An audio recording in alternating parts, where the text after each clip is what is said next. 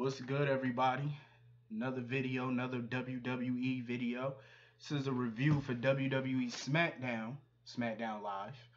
Um, Tonight's show was pretty good. It was actually a pretty good show.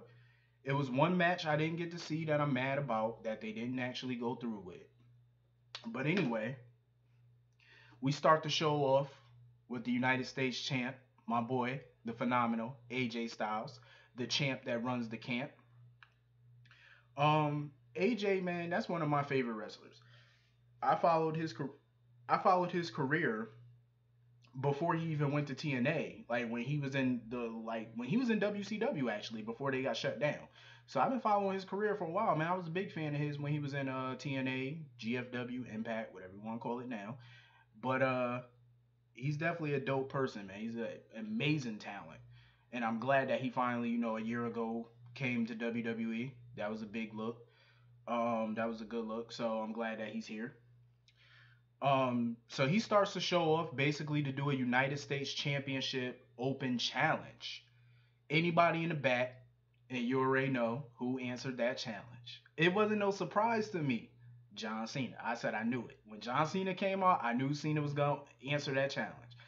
And AJ Styles was like, yo, he knew Cena was gonna challenge. Even he knew Cena was gonna answer that challenge. He knew that, and he was hoping for that because they still got like a score to settle from the last time they fought when John Cena became 16-time WWE champ. So he still got a score to settle with him. So they getting ready to fight. They get referee Charles Robinson come out there. They getting ready to do the match. Kevin Owens come out. It didn't surprise me when Kevin Owens came out because Kevin Owens, he's trying to get back his United States belt. He lost it at a WWE live event in Madison Square Garden. So he wants his belt back. So he comes out there talking shit. And John Cena basically told Kevin Owens, shut your mouth, come in here so I could bust that ass. So before that happens, here comes Rusev, the Bulgarian brute. He comes out and Rusev and John Cena go at it. AJ Styles break that shit up. He start fighting Rusev. Kevin Owens knocked AJ down, and then he hit him with that power bomb. And John Cena tried to get at Kevin Owens. That's when Rusev kicked the shit out of Cena and got his little camel clutch on him. Um, that was a dope fight. But they left AJ Styles and John Cena. They left them laying in the ring. I was hoping, as dope as that scene was, I was actually hoping to see this United States title match. I was hoping to see that. So anyway, we come back from commercial break. It's our first match, official match of the night. Jinder Mahal, the modern day Maharaja, WWE champion Jinder Mahal versus Ty Dillinger. Everybody know, man. If you follow me on Twitter, Jinder Mahal is definitely one of my favorites right now on the active roster. He's one of my favorites, and I got a couple.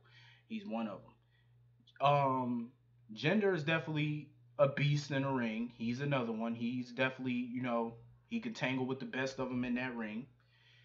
That was a good back and forth match. Actually, it wasn't even back and forth. Like, for the most part, majority of the match, Ty Dillinger got his ass beat. Like, yo, he was dominant in that match. Jinder Mahal dominated Ty Dillinger. He dominated him. Like, he beat Ty Dillinger's ass. Ty got in a few shots. I ain't gonna lie. Ty definitely got in a few shots. He got in some shots, but at the end of the day, to me, I felt like it was a squash match. Jinder beat the hell out of him. Jinder won the match. After the match, his crew came in the ring, his stooges, and he told, the fans were booing Jinder. They need to lay off Jinder Mahal. That's my boy. Don't boo him. So he was taking shots at Randy Orton or whatever, and he basically said next week he's bringing the Pujami Prison to SmackDown next week. I can't wait for that. I'm a big fan of the Pujami Prison match. I remember when it was first introduced by Great Khali, when Great Khali first came in, like in 06, over like 10 years ago. I love the Pujami Prison. I think it's a dope concept. I've seen that match quite a few times. It's a pretty, crazy ass match. It makes the Hell in a Cell look like child's play. Like that Pujami shit is huge. Like it outweighs the Hell in a Cell. I can't wait to see that match at Battleground. That's like one of the matches I'm looking forward to at Battleground the most is that Pujami prison match. 'Cause I think it's definitely gonna be a dope ass match. So anyway, coming back from break, it's time for Xavier Woods of the New Day versus Jay Uso. Us. Um, I like the New Day. I like the New Day. They're crazy as fuck. It's a crazy gimmick. It's a fun gimmick. It's something hilarious. I've been digging it for quite a few years now. The Usos, man, is one of my favorite tag teams. They've been one of my favorite tag teams for the last few years. I'm definitely, a big fan of the Usos. The rap battle last week was insane. It was funny. The rap battle was funny last week. I just wish SmackDown would up their tag division. You know what I mean? Like I wish that they would definitely, make their tag division better.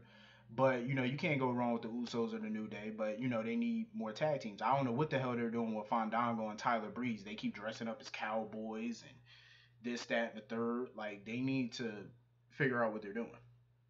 But this was a pretty good start to the match. Right out the gate, Xavier Woods was getting on Jey Uso right out the gate. Um,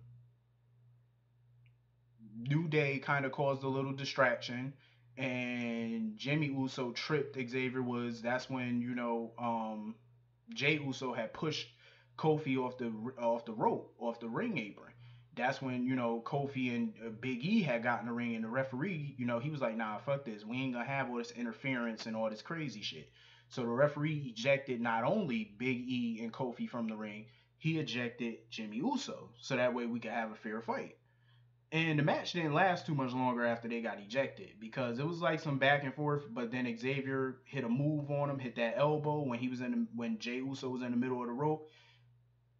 Xavier came down, smashed that elbow on him, and it was lights out. 1, 2, 3. Xavier Woods won the match. So they got some momentum. New Day definitely got some momentum heading into Battleground.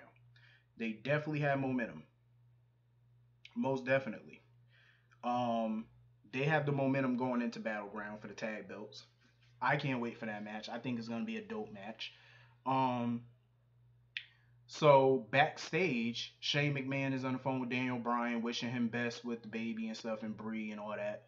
So we get the SmackDown Live champion Naomi come up in there, and she wants to know who is she facing for her title, who's the number one contender.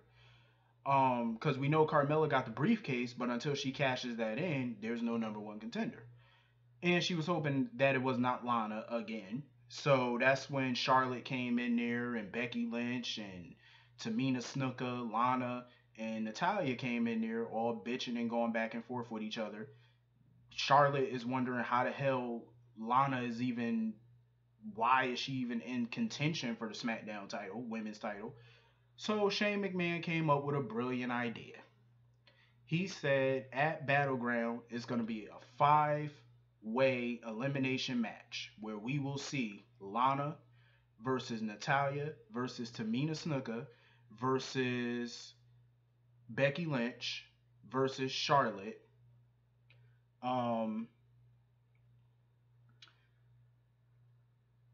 and versus Lana. So it's gonna be Charlotte, Tamina. It's gonna be Charlotte, Tamina, Becky,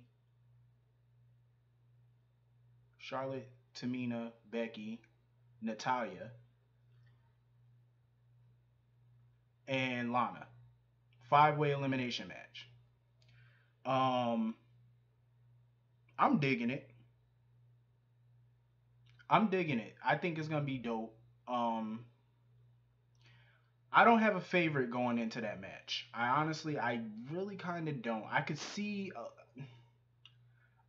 Charlotte winning that match. I could see Charlotte winning. I can see Natalia maybe winning.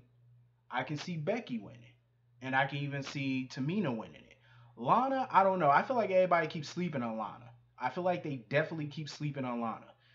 And I feel like Lana is the underdog in this, and I think she may just surprise everybody. You never know with Lana. She, come on, the Bulgarian brute is her husband, so she learned something from him, right? So I think she could definitely win this. She may pull it off. You never know. So I don't know who I'm rooting for in this one. But that was a dope match Shane made. I'm looking forward to it. Um, he actually booked the tag team match. Becky Lynch and Charlotte versus Natalia and Tamina. So we get back to the ring, and it's time for Baron Corbin, Mr. Money in the Bank, SmackDown Money in the Bank, versus Shinsuke Nakamura. I'm a fan of both these guys. I'm a huge fan. I've been following Shinsuke Nakamura's career since NXT. Like he wowed me in NXT. He's always impressive to me. Like I definitely dig Shinsuke Nakamura. Like I think he's a beast in the ring. I think a lot of them are. He's a go getter. He's a hell of a competitor. Then you have Baron Corbin. Baron Corbin is full muscle. Like he's a type of wrestler. He's smash mouth. Like Taz would say, it's straight up smash mouth in your face wrestling, beat your ass. That's how Baron Corbin is. I've been a fan of Baron Corbin. He's been stepping it up since the brand extension. Since they did the brand extension last year, he's definitely been stepping his game up. And he is Mr. Money in the Bank. I would definitely say this. He can definitely be in the same league as the main eventers they have now in the active roster. He's definitely in the league of like a guy like Samoa Joe and AJ Styles. He's in their league. Trust me. Don't sleep on Baron Corbin. Shinsuke is in their league as well, but I prefer for right now to see Shinsuke go for the United States belt at this point. For right now, I think he should, get that mid card title, then go for the bigger. Because we got some main event guys right now that's trying to take that WWE championship from Gender. Randy Orton is just one of them. Um, so we get down there, it's time for the match. The match doesn't even start, and I was pissed. That's one of the matches I was dying to see tonight was Baron Corbin versus Nakamura. But the match ain't even begin. They just started brawling. So basically, that was a no contest. They just couldn't keep their damn hands off each other. And officials had to come out, referees, Jamie Noble, talent managers, scouts, whoever was back there, they had to come out there. Um, so then we get the tag team match, the Diva tag team match. We get Tamina Snuka and Natalia versus Becky Lynch and Charlotte. That was a good Diva tag team match. It was pretty good. It was good back and forth. They was killing each other, um, beating the holy shit out of each other, and it was a pretty good match, man. It was a pretty good Divas match. Lana came out there, of course, to cause a distraction, and she did her part. Lana caused a distraction. Natalia didn't even realize that. Charlotte didn't even realize that Tamina actually tagged in Charlotte. So Tamina snuck a tag in to Natalia, and Charlotte didn't know. So when Charlotte tried to go for that figure four, Tamina like super kicked her dead in her face and got the pin.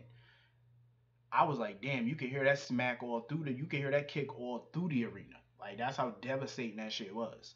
And it was definitely a good, back and forth match. Um, I don't know what this relationship is between Tamina and Lana. It seemed like they forged an alliance, but at Battleground, that alliance may have to be tested because you got to remember it's a five-way elimination match. Every diva for themselves, every woman for themselves. So that's going to play, a major role in their friendship or this alliance because they basically are competitors at Battleground. So I can't wait to see what happens there. So Maria Kanellis Bennett is running around looking for Sami Zayn because she want him to apologize. Her and Mike Bennett, her husband, they claim that they're the royal couple or the first couple of SmackDown. Whatever. Uh, they act like they're royalty. So they want Sami Zayn to apologize or whatever. Sami talking about he already apologized. Shit got a little heated. She slapped him in the face.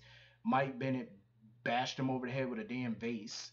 So I can't wait to see the rest of this rivalry. Like we need to get the two of them in the ring. Cause I already know Sami Zayn more than likely gonna kick Mike Bennett ass. I already know. So anyway, we get to the main event, tag team action. Kevin Owens, the Brute, the Bulgarian Brute, Rusev versus John Cena and the phenomenal AJ Styles. That was a dream match right there. A crazy tag team match. It was good back and forth. John Cena was, getting a lot of punches. He was giving them too, but he was getting a lot of ass kicking in this match. It was just a crazy match. Like they was all over the place. AJ was trying to get up in there. And you know John Cena get his ass whooped probably for like 50% of the match anyway. That's the norm. But as usual, John Cena hit that AA. He hit that attitude adjustment on Kevin Owens and got the 1, 2, 3. Dope tag team match. I kind of wish Kevin Owens and Rusev could have won that match. In a way, I wish that they kind of did. Like, I don't hate John Cena, but it's like I'm glad John Cena's back into this, out of the WWE title picture at this point because he doesn't need a 17th title win. At this point, John Cena doesn't need it. But it was definitely a awesome match. It was an awesome show. Um, Good 2 hour show. I'm still pissed that Shinsuke and Baron didn't hook it up in the ring. Pissed about that. But we'll see them lock up again soon, I'm sure. But anyway, I hope you guys enjoy. Hit that like button, hit that comment button, hit that subscribe button. I'll see y'all later. Peace.